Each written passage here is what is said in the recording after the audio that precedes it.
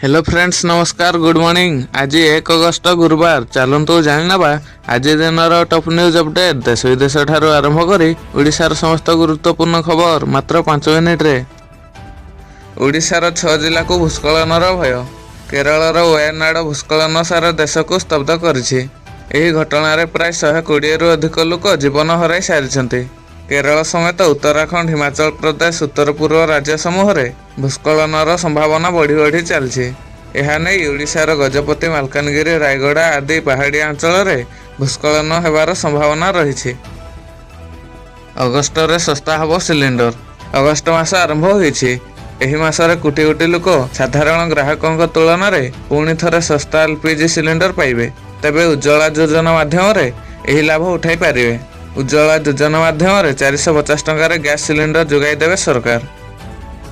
घरे बसी चाउल पाई पारे राशन कार्ड हिताधिकारी।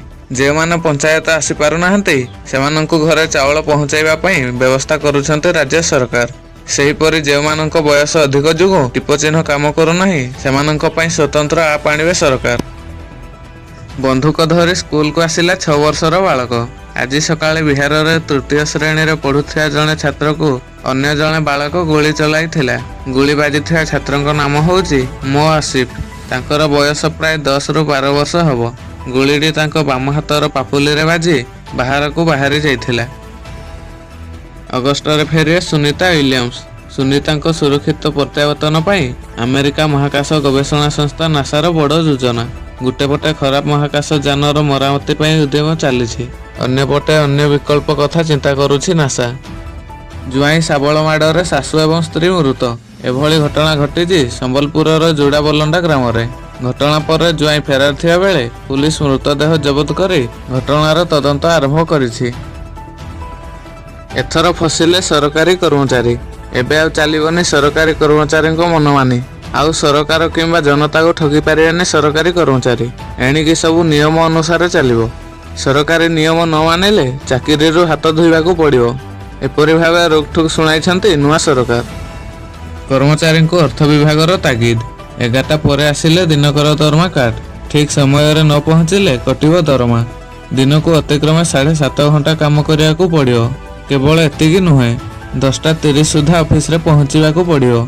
जदि 11टा परे आसिले से दिन को तांकर छुट्टी बोली धरा जिवो।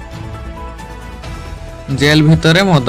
एक हत्या मामला रे ढेंकानाल जेल रे थिया जने कैदी हाथ रे मद बोतल धरिछन्ति। एने ढेंकानाल जेल अधीक्षक उर्मिला मिंज कहिछन्ति भाइराल होथिया फोटो बहु पुराणा। तेबे भाइराल फोटो को नै शहर रे चर्चा चलीछि। ठकेईर शिकार हेले शिक्षक। पुओ ड्रग्स मामला रे फसिछि। ताकू छाड़िया पई 50,000 टंका दियंतु नहले कोर्ट फरवर्ड करिदेबु।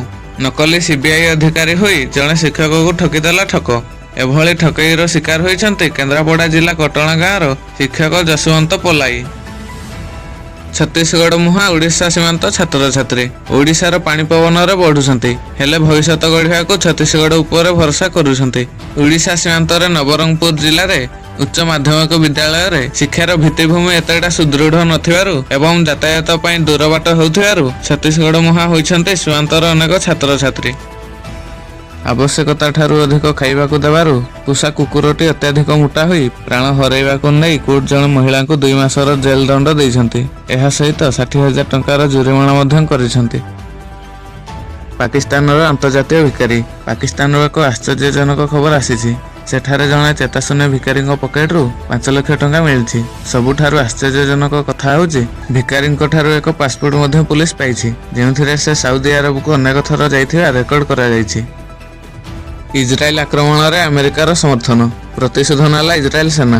गाजा आतंकवादर मुख्य लीडर फुआद शुक्रଙ୍କ उपरे सर्जिकल स्ट्राइक करिथिले इजराइल।